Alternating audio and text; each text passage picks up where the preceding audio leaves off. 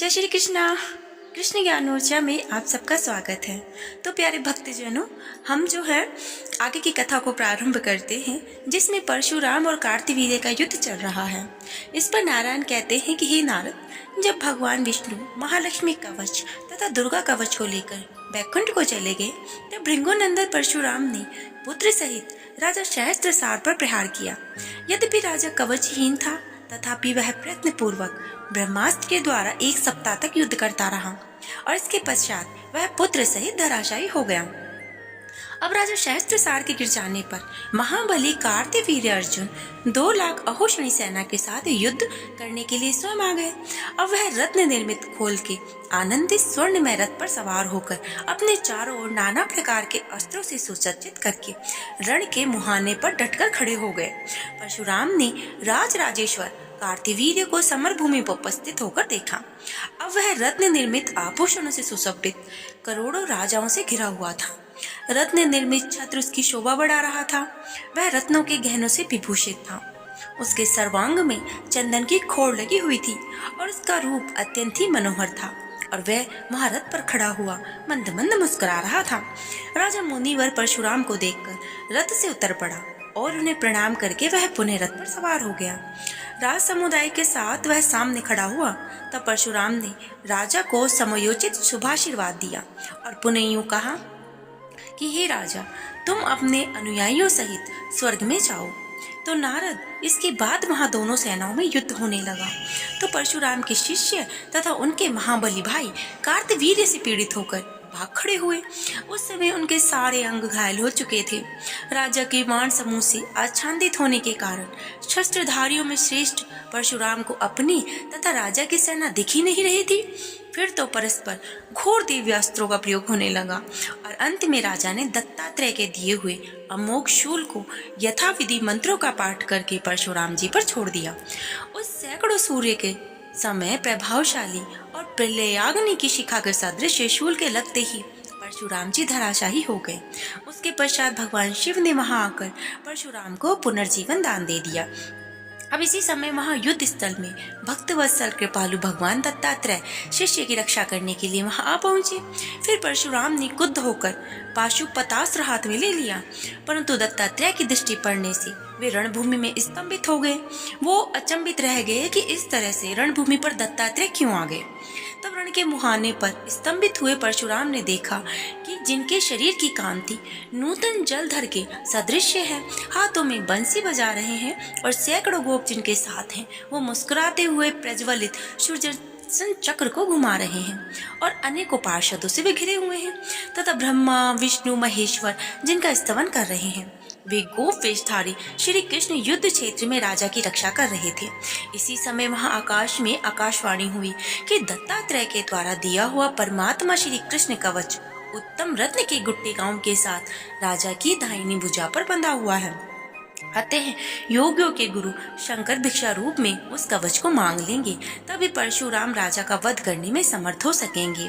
अब तक हम ये जान ही चुके हैं कि जिस भी राजा के हाथ में माता लक्ष्मी माता, काली माता या किसी भी भगवान का कवच बंधा हुआ होता है, उसका कोई बाल विवाह नहीं कर सकता है।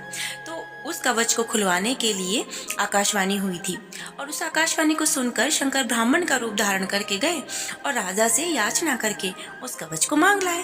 फिर शंभू ने श्री कृष्ण का वह कवच परशुराम को दे दिया। इसके बाद देवगण अपने अपने उत्तम स्थान को चले गए। तब परशुराम ने राजा को युद्ध के लिए प्रेरित करते हुए कहा। परशुराम बोले कि हे राजेंद्र, उठो और साहस पूर्वक युद्ध करो, क्योंकि मनुष्यों की जय पराजय काल का ही कारण है। तुमने विधि पूर्वक शास्त्रों का अध्ययन किया है, दान किया है, सारी पृथ्वी पर उत्तम रीति से शासन किया है, संग्राम में यशोवर्धक कार्य किए हैं। इस समय मुझे मूर्छित कर दिया है, सभी राजाओं को जीत लिया है, लीला पूर्वक रावण को काबू में कर लिया है और दत्तात्रेय के द्वारा दिए गए त्रिशूल से मुझे पराजित कर दिया है, परंतु शंकर जी ने मुझे पुनः जीवित कर दिया। अब परशुराम की यह बात सुनकर परम धर्मात्मा राजा कार्तिवीर्य सिर झुकाकर उन्हें प्रणाम करते हैं और अपनी बात को प्रारंभ करते हैं कहना। राजा कहते हैं कि हे प्रभु, मैंने क्या अध्ययन किया था, क्या दान दिया, पृथ्वी का क्या उत्तम शासन किया। भूतल पर मेरे समान कितने भूपाल इस लोक से चले गए। मेरी बुद्धि, तेज, पराक्रम, विविध प्रकार की युद्ध निपुणता, लक्ष्मी, ऐश्वर्य, ज्ञान, दान, शक्ति, लौकिक गुण, आचार, विनय, विद्या, प्रतिष्ठा, ये सब परम तप हैं। ये सभी मनोरमा के साथ ही नष्ट हो गए। समय आने पर इंद्र मानव हो जाएंगे और समय आने पर ब्रह्मा भी मरेंगे। समय आने पर प्रकृति श्री कृष्ण में ही तिरोहित हो जाएगी। समय आने पर सभी देवता मर जाएंगे और समय आने पर त्रिलोकी में स्थित समस्त चर अचर प्राणी नष्ट हो जाएंगे। काल का अतिक्रमण करना दुष्कर है। परात्पर श्री कृष्ण उस काल के काल हैं और स्वेच्छानुसार सृष्टि रचयिता के सृष्टा, संहारकर्ता के संहारक और पालनकर्ताओं के भी पालक हैं। जो महान स्थूल से स्थूलतम, सूक्ष्म में सूक्ष्मतम कृष्ण परमाणु काल, काल भेदक काल है और सारे जगत जिसके हुए हैं, वह महाविराट पुरुष तेज के परमात्मा श्री कृष्ण के 16वें अंश के बराबर है। इस प्रकार से वो बात करते हैं और कहते हैं कि उस समय श्री कृष्ण गोप और गोपियों से घिरे हुए थे। उनकी तो भुजाएं थी, हाथ में मुरली लिए हुए थे, रत्न सिंहासन पर वे आसीन थे और राधा को वक्षस्थल से लगाए हुए थे। उन्हें देखकर ब्रह्मा ने उन्हें बारंबार प्रणाम किया और ईश्वर इच्छा जानकर उनकी आज्ञा से सृष्टि रचना करने में मन लगाया। शिव जो सृष्टि के संहारक हैं, वे सृष्टिकर्ता के ललाट से उत्पन्न हुए हैं। ब्रह्मा, विष्णु, महेश्वर सभी विश्वों में श्री कृष्ण की कला से ही वो उत्पन्न हुए हैं। प्रकृति सबको जन्म देने वाली है और श्री कृष्ण प्रकृति से परे हैं। मायापति परमेश्वर भी उस प्रकृति रूपणी शक्ति के बिना सृष्टि विधान करने में समर्थ नहीं है, क्योंकि माया बिना सृष्टि की रचना नहीं हो सकती। वह महेश्वरी माया नित्य है। वह सृष्टि संहार और पालन करता श्री कृष्ण में ही छुपी रहती है और सृष्टि रचना के समय ही वो प्रकट होती है।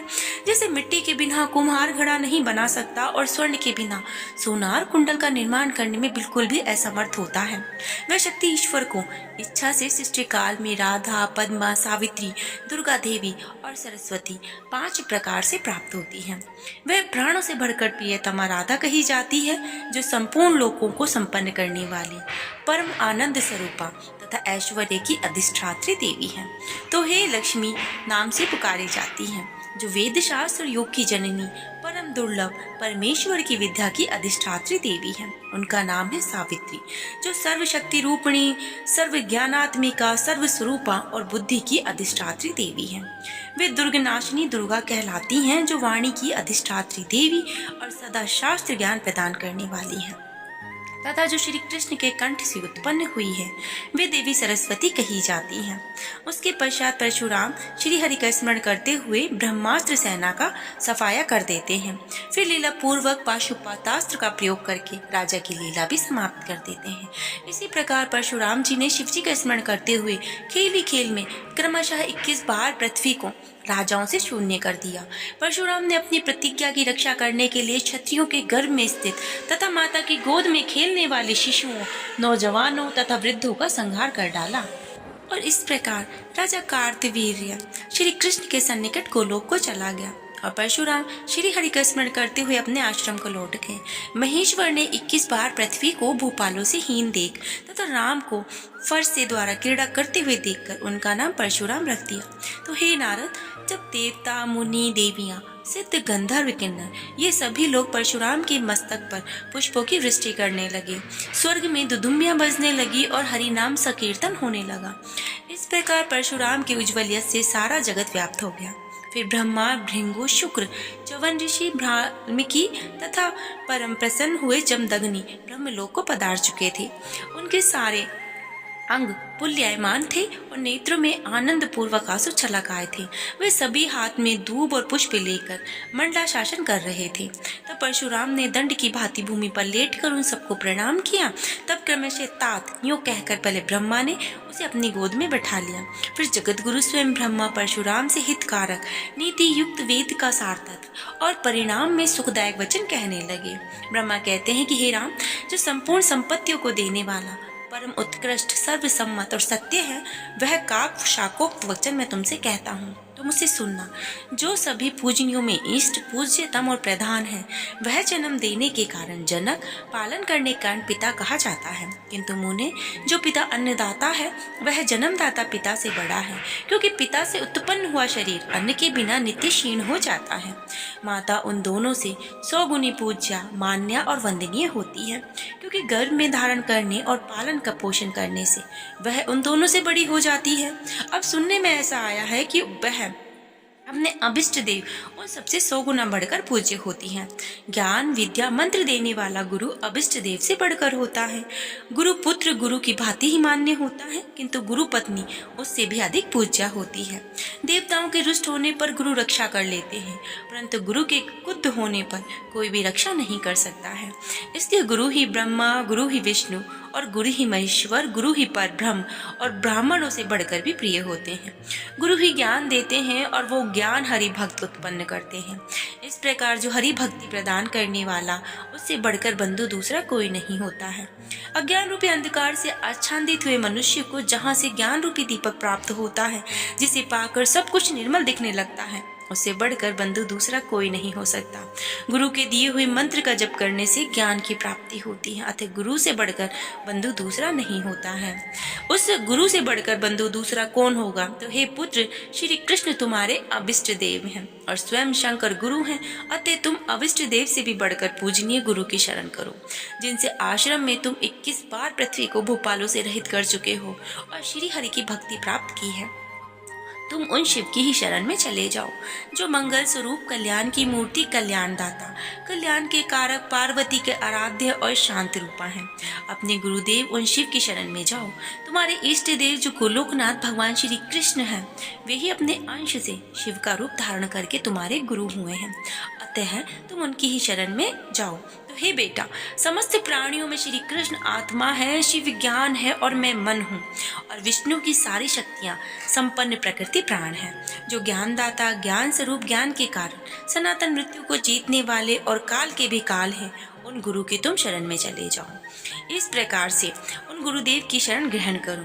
तो हे नारद, इतना कहकर कमल जन्मा ब्रह्म मुनियों के साथ चले गए। तो परशुराम जी भी कैलाश जाने का विचार करते हैं और फिर वो कैलाश गमन करते हैं।